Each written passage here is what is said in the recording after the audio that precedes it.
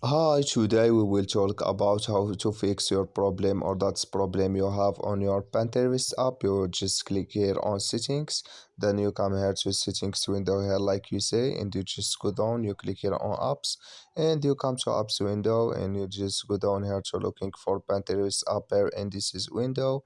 You just keep going and you click here on Pinterest, then you come to next window here like you say, and you click here on for stop, then you click here on OK, and you just go down, you click here on storage, then you come to a storage window here and you click here on clear cache, then you click here on clear data, and you just go to Play Store and update your Play Store app, and it's going to work with you.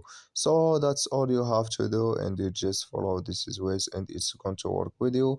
I wish know you I get it. Thank you for your watching. Don't forget to support us by like and subscribe, and see you in next video about our Pinterest settings.